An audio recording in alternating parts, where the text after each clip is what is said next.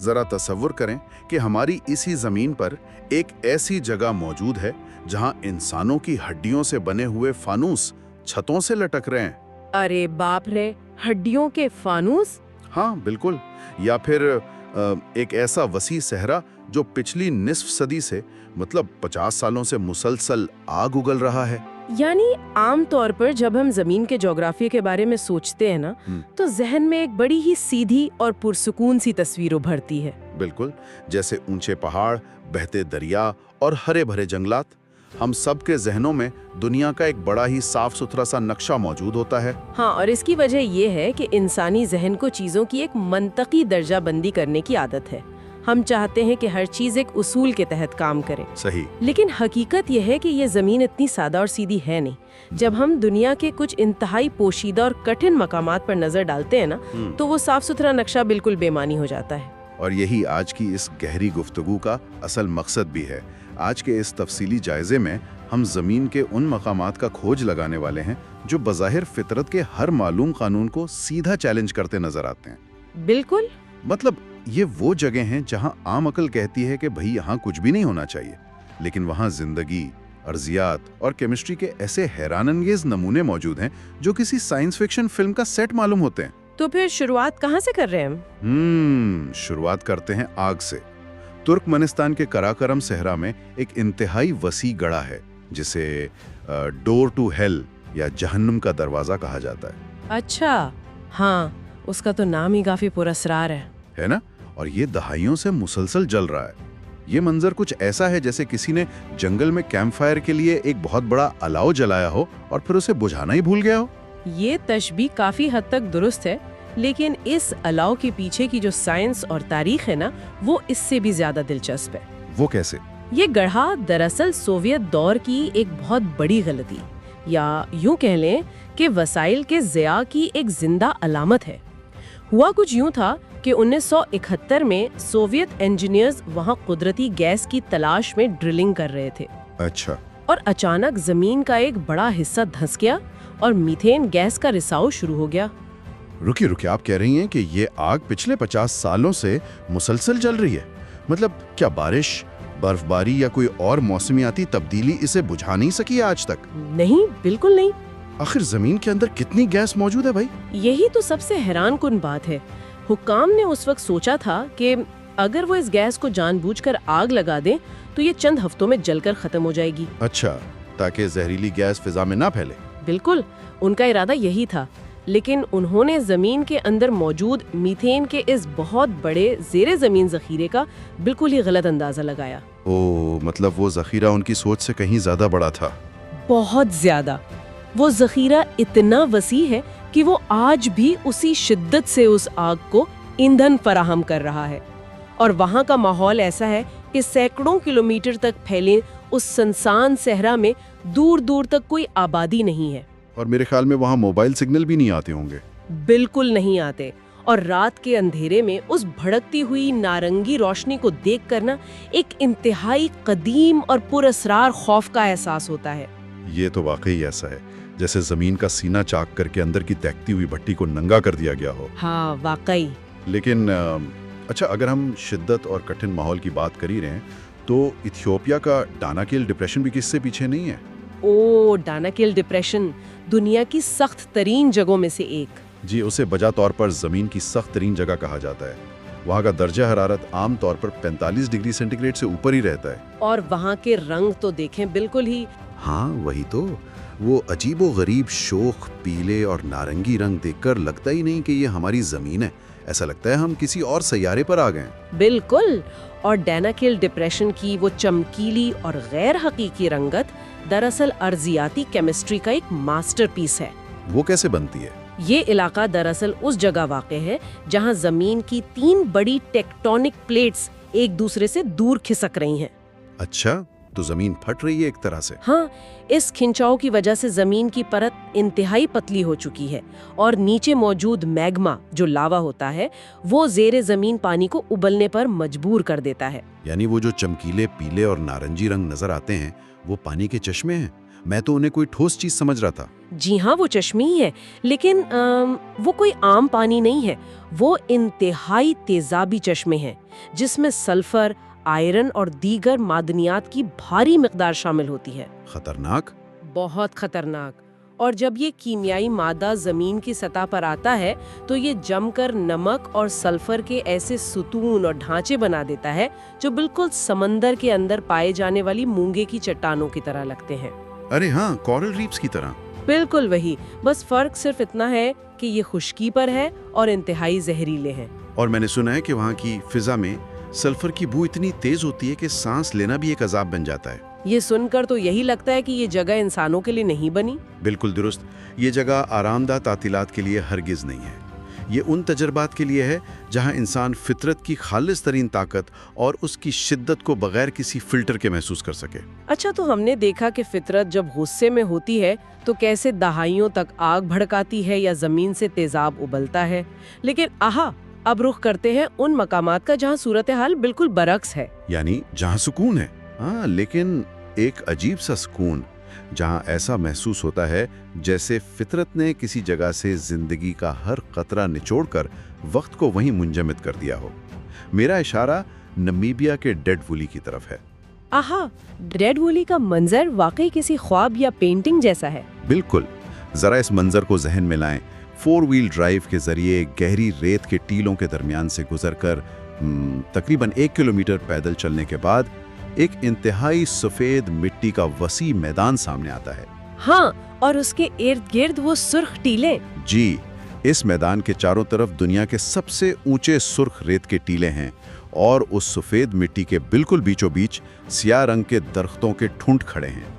अब जहन में फौरन ये सवाल पैदा होता है कि ये दरख्त हजारों साल गुजरने के बावजूद गले सड़े क्यों नहीं, मिट्टी में मिल क्यों नहीं गए? ये एक बेहतरीन सवाल है और इसका जवाब मौसमियाती तब्दीली के एक इंतहाई सुस्त और बेरहम अमल में छुपा है। अच्छा। हजारों साल पहले ये जगह एक सरसब्ज नखलिस्तान हुआ करती थी जहां बाकायदा दरिया का पानी आता था। लेकिन फिर रेत के इन सुर्ख टीलों ने दरिया का रास्ता मुकम्मल तौर पर रोक दिया। तो पानी का आना बंद हो गया? बिल्कुल, पानी आना बंद हो गया और खुश्की इस कदर बढ़ गई कि नमी का नामो निशान तक मिट गया। तो क्या नमी ना होने की वजह से ये दरख्त महफूज रहे? बिल्कुल। देखें, लकड़ी को गलने सड़ने के लिए जिन बैक्टीरिया और माइक्रो ऑर्गेनिजम्स की जरूरत होती है ना, वो बगैर नमी के जिंदा नहीं रह सकते। अरे वाह, ये तो बड़ी दिलचस्प बात है। तो इस शदीद तरीन खुश्की की वजह से बैक्टीरिया पैदा ही नहीं हुए। धूप ने इन दरख्तों को जलाकर स्याह तो कर दिया, लेकिन वो गले नहीं। ये दरख्त पिछले 1000 साल से अपनी जगह पर वैसे की वैसे खड़े हैं, बिल्कुल ममिया चुके हैं। 1000 साल, ये अर्जियाती तौर पर वक्त के रुक जाने की एक शानदार मिसाल है। हाँ, वाकई। ये तो कुदरत का एक कुदरती म्यूजियम मालूम होता है। लेकिन वहाँ का सफर भी तो बहुत कठिन है।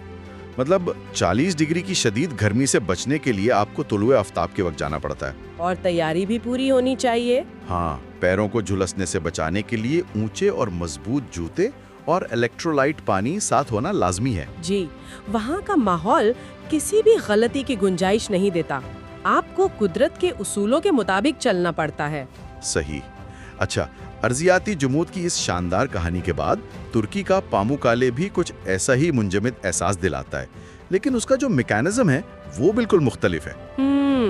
पामुकाले तो बहुत खूबसूरत है। जी, मेंद्रस दरिया की वादी में जब उन सफेद वादियों को देखा जाता है ना, तो दूर से वो बिल्कुल बर्फ से ढकी हुई और चमकदार लगती हैं। लेकिन हैरत की बात यह है कि वो बर्फ नहीं बल्कि चूने का पत्थर है। पामुकाले का मतलब ही तुर्की जबान में कपास का किला है और ये नरम चूने का पत्थर कुदरती तौर पर कैल्सिफिकेशन के अमल का नतीजा है। कैल्सिफिकेशन, जरा इसको आसान अल्फाज में समझाएं। क्या ये वही अमल है जिससे हमारे घरों के पानी के पाइपों में जंग या वो सफेद सी तय जम जाती है? बिल्कुल दुरुस्त तशबीह है। जब मादनियात, खास तौर पर कैल्शियम कार्बोनेट से भरपूर गर्म पानी जमीन से उबलकर इन पहाड़ियों से नीचे गिरता है ना, तो पानी बुखारात बनकर उड़ जाता है और कैल्शियम कार्बोनेट पीछे रह जाता है। अच्छा, तो वो जमता जाता है? हाँ, लाखों साल के इस मुसलसल अमल ने इस चूने को जमाकर एक के ऊपर एक शानदार सफेद सीढ़ियों या तालाबों की शक्ल दे दी है। अरे वाह! और इन नरम आर्जियाती खुदोखाल को बचाने के लिए वहाँ नंगे पांव चलना लाजमी होता है, ताकि जूतों से इस नाजुक साख्त को कोई नुकसान ना पहुँचे। और सबसे दिलचस्प बात यह है कि इस कुदरती अजूबे के बिल्कुल ऊपर इंसानी तारीख भी मौजूद है। इन सफ़ेद सीढ़ियों की चोटी पर कदीम शहर हिरापोलिस के खंडरात वाक़े हैं। जी बिल्कुल। मतलब एक तरफ लाखों साल पुराना कुदरती अमल है और दूसरी तरफ इंसानी तहजीब। और सुना है वहाँ एक कदीम झील है जिसके शफाफ पानी के अंदर कदीम कोरिंथियन स्तून गिरे हुए हैं और आज भी इस तारीखी पानी में लोग तैर सकते हैं। ये कुदरत और इंसानी तारीख का एक ऐसा मिलाप है जो दुनिया में कहीं और नहीं मिलता। इंसान और फितरत एक साथ खड़े नजर आते हैं। तो उन मुंजमद मनाजिर से निकलकर अब कुछ ऐसी जगहों की बात करते हैं जो मौसम के साथ अपना रंग बदलने का जादू जानती हैं या जिनकी हयातियात दुनिया के बाकी हिस्सों से बिल्कुल कटी हुई है। जैसे फिलिपाइन के बोहोल जजीरे की चॉकलेट हिल्स। ये उसकी एक बेहतरीन मिसाल है। वहाँ 1200 से ज़्यादा मखरूती शक्ल की पहाड़ियाँ एक साथ मौजूद हैं। इन्हें देखकर ऐसा लगता है जैसे किसी ने एक बहुत बड़ी सबस्ट्रे पर बेशुमार चॉकलेट केसेस लाकर रख दी हों। ये तशबीह इसलिए भी इतनी मशहूर है क्योंकि खुश्क मौसम में वाकई उनका रंग बिल्कुल वैसा ही हो जाता है।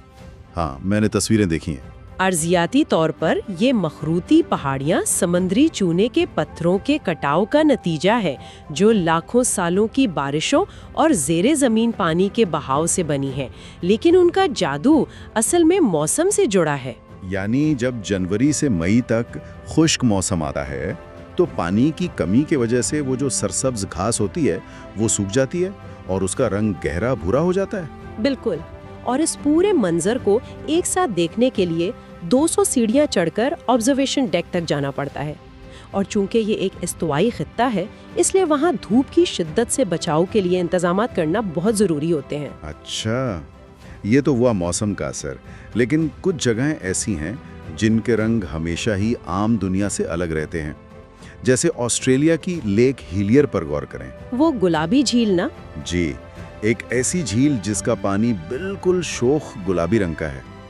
उसे 1802 में मैथ्यू फ्लिंडर्स ने दरियाफ्त किया था। शुरू में तो मुझे लगा कि शायद आसमान या सूरज की रोशनी की वजह से ये महज आंखों का धोखा होगा। यहाँ मैं आपकी बात काटूंगी। ये आंखों का धोखा हरगिज नहीं है। वाकई? जी, अगर आप इस झील के पानी को एक शीशे की बोतल में भी भर लें ना, तब भी वो गुलाबी ही रहता है। क्या आप बात कर रही हैं? तो इस रंग की असल वजह क्या है फिर? इसका राज एक खास किस्म की माइक्रो एल्गी में छुपा है जिसे डोनालेला सालिना कहते हैं। असल में ये झील इंतहाई नमकीन है। अच्छा, समंदर से भी ज्यादा? हाँ, इस शदीद नमकीन माहौल और तेज धूप में जिंदा रहने के लिए ये एल्गी अपने अंदर एक रोगन पैदा करती है जिसे बेटा कैरोटीन कहते हैं। यही रोगन है जो गाजरों को उनका नारंगी रंग देता है। ओ, अब समझ आया। आप इसे ऐसे समझ सकते हैं कि ये एल्गी धूप और नमक से बचने के लिए एक किस्म का कुदरती सनस्क्रीन इस्तेमाल कर रही है, जिसके नतीजे में वो सारा पानी गुलाबी हो जाता है। ये तो कुदरत का एक हैरत अंगेज दिफाई निज़ाम है। और बुलंदी से देखने पर एक तरफ बहरुल अक़याल का गहरा नीला पानी और उसके बिल्कुल साथ उस झील का नरम गुलाबी रंग, ये तज़ाद वाकई दम बखुद कर देने वाला है। बिल्कुल। और अगर हम इर्तिका और तन्हाई की बात कर ही रहे हैं तो यमन के सोकोत्रा जजीरे को कैसे नज़रअंदाज किया जा सकता है? सोकोतेरा जजीरा तो इर्तिकाई तन्हाई का एक जीता जागता तजुर्बा खाका है। बहरे हिंद में वाक़े इस जजीरे को बजा तौर पर इंडियन ओशन का गलापगोस कहा जाता है। हाँ, मैंने पढ़ा था इसके बारे में।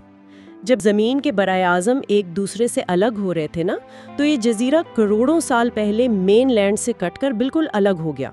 इस तन्हाई का नतीजा ये निकला कि यहाँ पौधों की तकरीबन 700 ऐसी अक़साम परवान चढ़ीं जो दुनिया में और कहीं नहीं पाई जाती। और उनमें सबसे पुरस्रार वो ड्रैगन ब्लड ट्री है। हाँ, वो तो इस जजीरे की पहचान है।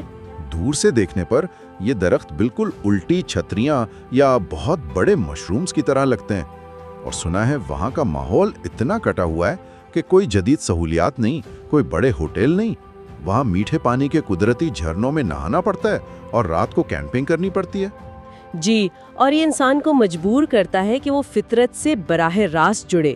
یہ تنہائی اور سہولیات کی کمی دراصل اس جزیرے کی حفاظت کے لیے بہت ضروری ہے۔ یہ ہمیں احساس دلاتی ہے کہ ہم فطرت کے مہمان ہیں۔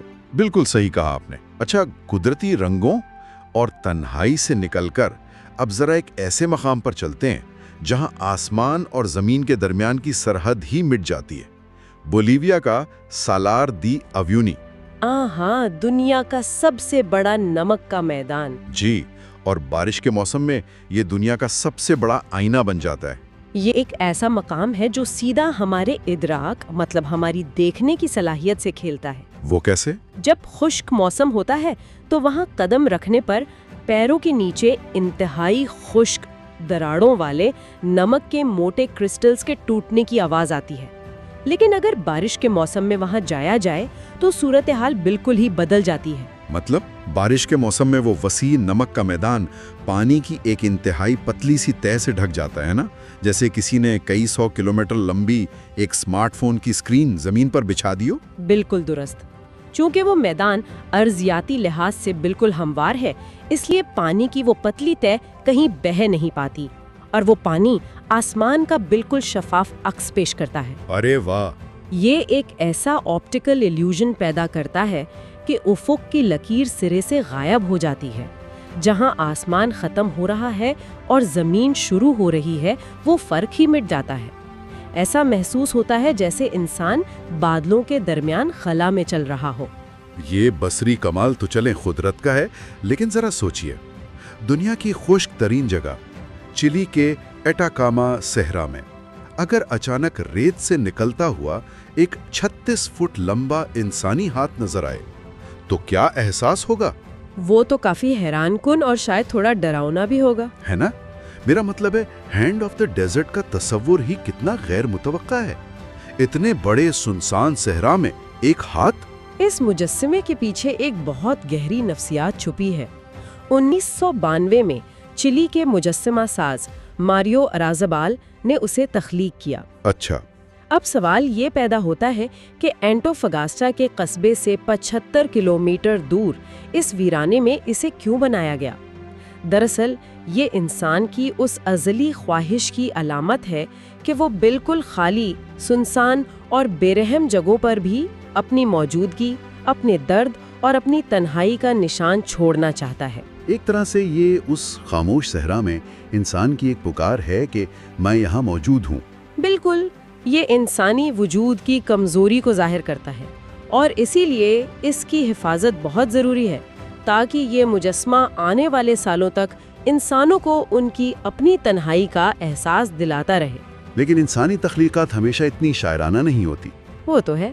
کبھی کبھی تنہائی، خوف اور سانحات ایسی جگہوں کو جنم دیتے ہیں جو انتہائی تاریک اور خوفناک ہوتی ہیں۔ آپ کس جگہ کی بات کر رہے ہیں؟ میکسیکو سٹی کے قریب زوچیمیلکو کی نہروں میں موجود آئیلینڈ آف دا ڈالز یعنی گڑیوں کا جزیرہ لے لیں۔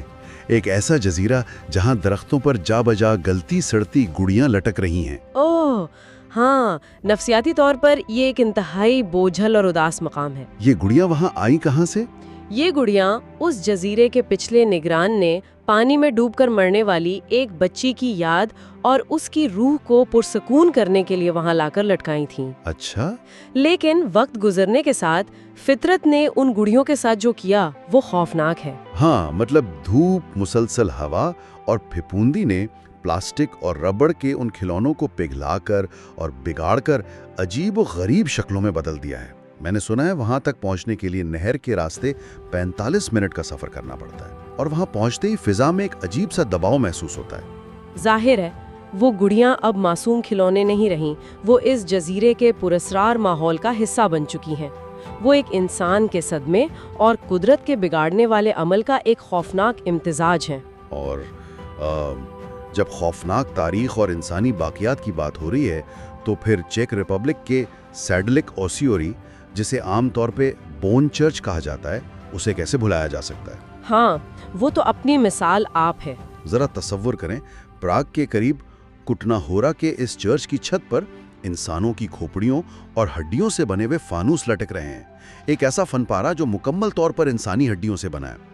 आखिर इतनी हड्डियां एक जगह क्यों जमा की गईं? इसके पीछे 14वीं सदी का एक इंतहाई दर्दनाक तारीखी आलमिया छुपा है। वो क्या? जब यूरोप में ब्लैक डेथ नामी ताउन की वबा फैली और उसके बाद मुसलसल जंगें हुई ना, तो अमवात इतनी ज्यादा हुई कि इस कब्रिस्तान में जगह ही कम पड़ गई। एक वक्त आया कि वहाँ 70,000 से ज्यादा इंसानी ढांचे जमा हो गए। 70,000 ढांचे? ये तो एक छोटे शहर की आबादी के बराबर है। बिल्कुल। और चूंकि ये जमीन मुकद्दस समझी जाती थी, इसलिए हर कोई वहीं दफन होना चाहता था। तो 1800 की दहाई में जगह बनाने के लिए इन हड्डियों को निकाला गया और एक मुकामी लकड़हारे ने इन हड्डियों को तरतीब देने का बेड़ा उठाया। अच्छा, तो उसने ये फानूस बनाए? हाँ, उसने इन ढांचों को इंतहाई महारत से जोड़कर फानूस, ढालों और छत की सजावट में तब्दील कर दिया। उनके लिए ये कोई खौफनाक अमल नहीं था, बल्कि मौत और अकीदे को खिराज तहसीन पेश करने का एक तरीका था। ये मौत, फन और अकीदे का ऐसा इम्तिजाज है जो वाकई इंसान को हिला कर रख देता है। तो इस सारी गहरी गुफ्तगू को समेटते हुए एक बात तो बिल्कुल वाज़ेह हो जाती है, हमारी ये दुनिया सिर्फ उन आम और मानूस पहाड़ों या समुद्रों का नाम नहीं है। बिल्कुल नहीं। ये आग के दैग पे घड़ों, मुंजमिद स्याह दरख्तों, तेजाबी चश्मों और हड्डियों से सजे चर्च जैसी न काबिल यकीन जगहों से भरी पड़ी है। ये जगहें साबित करती हैं कि दुनिया हमारी सोच से कहीं ज्यादा अजीब है। बेशक, हमने इन अजीब जगहों को ढूंढ निकाला, उनके पीछे छुपी साइंस को समझा, लेकिन आखिर में एक और बात सोचने की है। वो क्या? हमने देखा कि कैसे वक्त और फितरत ने दरख्तों को ममिया दिया, गुड़ियों को खौफनाक बना दिया और इंसान ने अपनी तन्हाई मिटाने के लिए सहरा में हाथ बना दिया। तो क्या पता आज से हजारों या लाखों साल बाद जब शायद इंसान का मौजूदा नामो निशान भी न हो, तो हमारी बनाई हुई ये कंक्रीट की इमारतें, हमारे एटमी फजले के दफन शुदा ज़खायर या ज़मीन के अंदर फैले केबल्स का जाल आने वाली किसी नई मखलूक के लिए ऐसे ही अजीब और नामुमकिन मकामात बन जाएं। अरे वाह, ये तो वाकई एक हैरानकुन ख्याल है। मतलब हम भी तारीख का हिस्सा बन जाएंगे। जी, क्या हम अनजाने में मुस्तकबिल की ज़मीन के लिए नए आर्जियाती मुअम्मे और अजायबात तख्लीक कर रहे हैं, बिल्कुल इसी तरह जैसे आज हम डोर टू हेल या बोन चर्च को देखकर हैरान होते हैं। ये एक ऐसा सवाल है जो वाकईतन जहन के तमाम दरीचे खोल देता है। वो सीधा और साफ नक्शा जिसे हमने अपने जहनों में बसा रखा है, वो तो बस एक फरेब है। हकीकत बहुत ज्यादा पेचीदा, पुरसरार और हैरत अंगेज है, और शायद हमारी अपनी मौजूदगी इस जमीन को मजीद पुरअसरार बना रही है। इसी गहरी सोच के साथ कुदरत और वक्त के इन अजीब अजायबात का ये तफसीली जायजा यहीं मुकम्मल करते हैं।